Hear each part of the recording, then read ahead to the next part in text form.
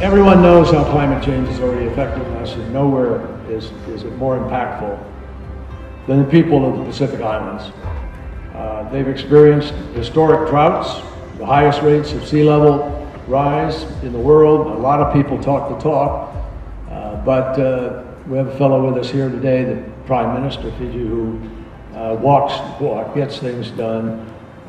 Frank Bainimarama was the first country to ratify the Paris Agreement, and he has offered to give refuge to the people of Kiribati and Tuvalu, even as his own country is trying to take steps to relocate permanently, because the places that they've called home for generations are now uninhabitable.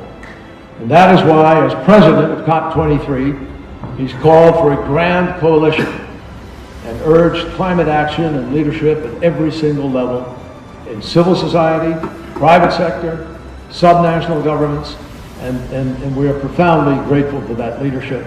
And it's my privilege to introduce to you Prime Minister Bainimarama. Thank you.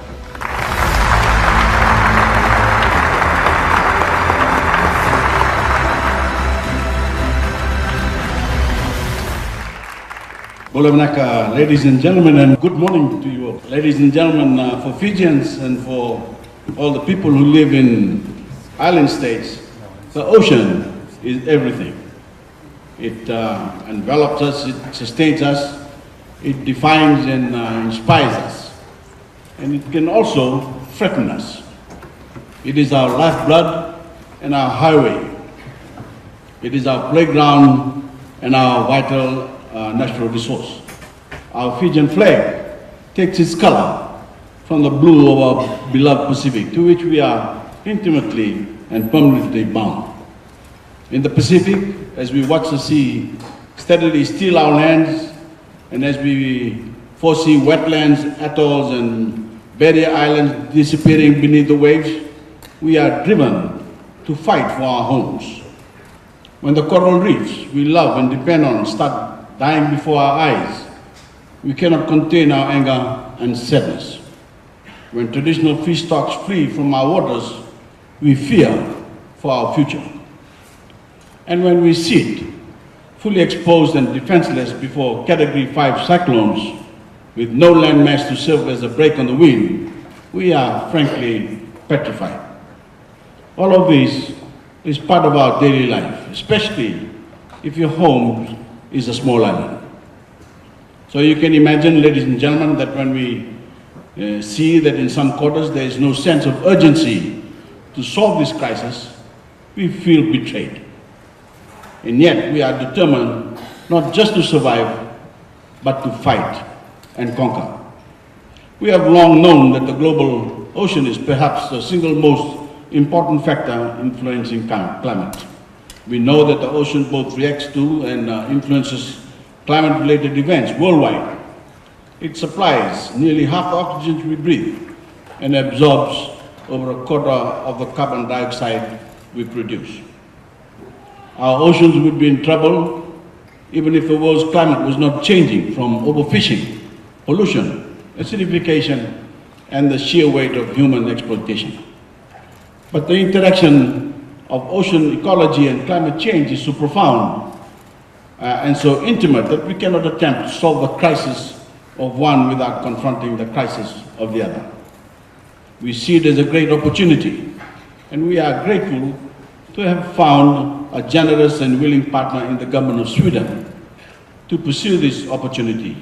We chaired last year's United Nations Ocean Conference together, and we launched the Ocean Pathway Partnership. The Ocean Pathway Partnership will ensure that oceans are an integral part of the UNFCCC process by 2020. We are already well on the way to that goal, as evidenced by the many nations that have joined us, island nations and continental nations such as Norway, Mexico, and Chile, and the recent Friends of the Ocean discussions at the Bangkok Climate Conference. We also have the advantage of a number of complementary and reinforcing initiatives that can form a critical mass of support and, more importantly, action. That is why I'm pleased to recognize and support the Ocean Climate Action Agenda presented today. The Ocean Climate Action Agenda and other initiatives all serve to make the Ocean Pathway Partnership stronger by mobilizing governments at every level, civil society, business, and ordinary people. We truly are seeing a grand coalition forming around the need to commit ourselves to the health of our oceans. That is because the oceans touch the lives of nearly everyone on earth in some way, even people who have never known the joy of inhaling fresh sea air. And this is a very good thing. Ladies and gentlemen, last year at the United Nations General Assembly, I said that climate change challenges us to redefine what we mean by national interests. Is it not in every nation's interest and every person's interest to preserve the health of our oceans? Our oceans have adapted to human activity, but there is a limit to what the oceans can take. If our oceans can adapt, should we expect less of our energy sector and manufacturing sector? Should we expect less of ourselves? 2018, ladies and gentlemen, is the year of the Talanoa. All around the world, people are coming together under the specific concept of respectful and blameless engagement to speak honestly and openly about the success and challenges, to share ideas and solutions, and to learn from the stories of others. This process should make us more accountable and more committed, and should ultimately help every nation raise its ambition to reduce greenhouse gas emissions, as expressed in our nationally determined contributions. We know that the commitments we have made so far are inadequate, and we must attack the causes of climate change more aggressively and with more dedication. The task before us now is to harness the energy of the global Talanoa and channel it into a strong political outcome at COP24 in Poland, one that declares that we as one world are serious about confronting climate change. To all of you who have championed the cause of our oceans, I now want to commit to action on what I hope you won't mind me calling my ocean, the Pacific Ocean.